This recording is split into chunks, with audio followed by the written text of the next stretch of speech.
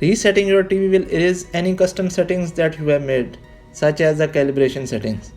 We recommend taking pictures of the calibration options or any other customizations before that, so you can easily change them back after the factory reset. So to factory reset your TV, first press the menu button on your Vizio TV remote, highlight and select admin and privacy.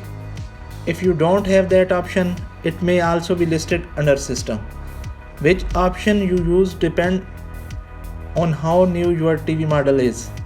Newer models, it will be under admin and privacy. Older models, it will be under system.